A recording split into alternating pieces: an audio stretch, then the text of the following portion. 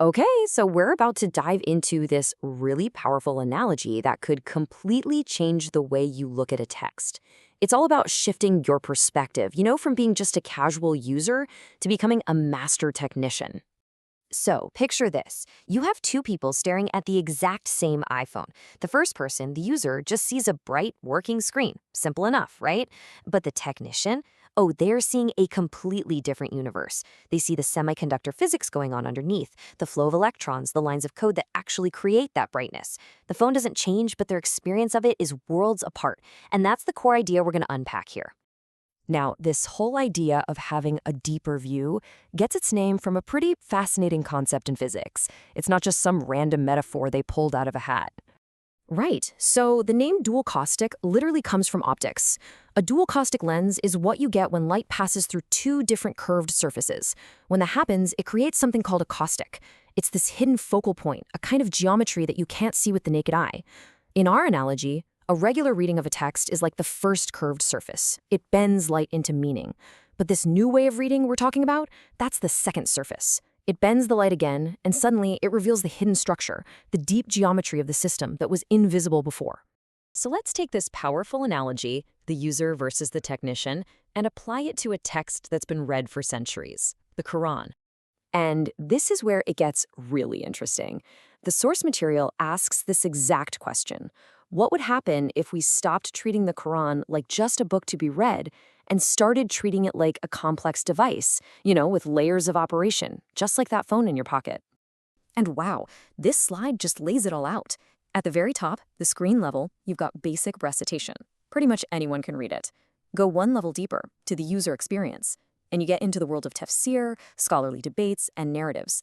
But the technician goes deeper still. They start to see the firmware, what this model calls the 237 protocol. That's the operating system. They even start to unassemble the hardware, treating every single one of the 6,236 verses like an individual component.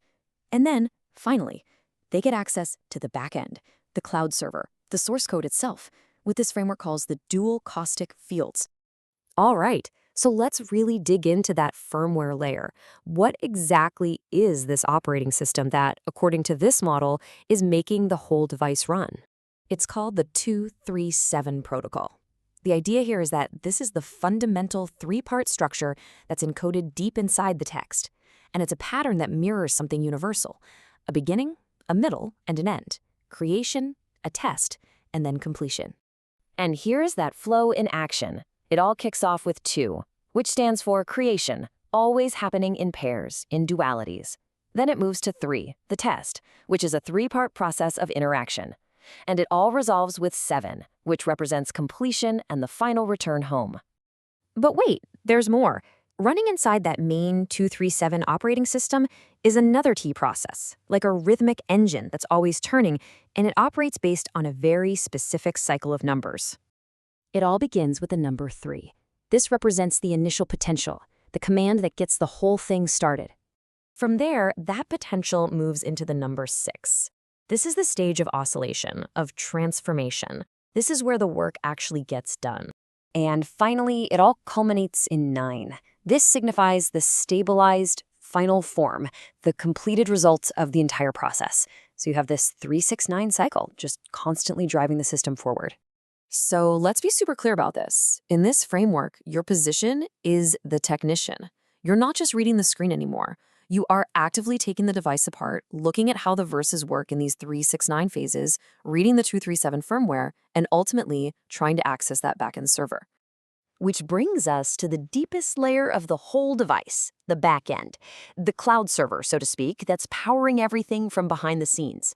The source material says this backend is made up of 3 interacting fields. The first one is called L, the light field. You can think of this as the realm of timeless, unchanging truth and command. It's pure fixed structure, like fire.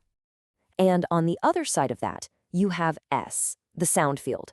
This is the world of our temporal reality, the flow of experience, mercy, and change. It's fluid, always moving, like water. Now, here is the absolute crucial point. Light and sound can't just touch directly. The source says that contact would mean annihilation, so they have to interact through a third field, B, the buffer. This is the interface, the zone where the fixed structure of light meets the constant flow of sound. And it's right there, in that buffer zone, that the model says consciousness and free will can even exist. Okay, so that's a lot of theory, I know. But what does a technician actually do with all of this? How does this abstract model become a real, concrete way of reading?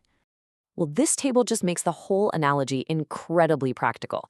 Think about it. A regular technician traces a signal path on a circuit board, right? In this framework, you trace the connections between specific verses, sometimes across completely different parts of the text.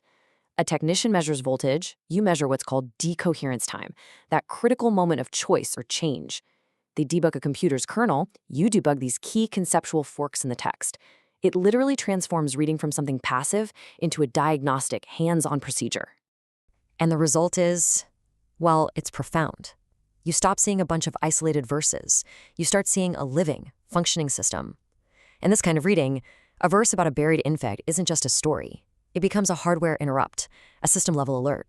A call from below in the story of Mary becomes a kernel call, a deep instruction from within the system itself. A queen's submission to God becomes the final display output on the screen. It's a completely different way of seeing reality. And this just brilliantly nails the central point.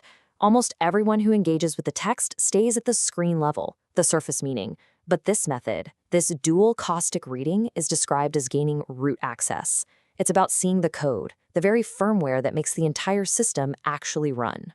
And this all leads to maybe the most provocative idea in the entire source material. You know, with any other device, if you take it apart, you break it. But the claim here is that by unassembling this particular text, by analyzing its deepest structures, the technician, the reader, is themselves reassembled. So, we're left with a final, massive question to just sit with and ponder. If a text can be read as a device, and that device's firmware describes a universal process, then what does it truly mean to read the operating system of reality itself?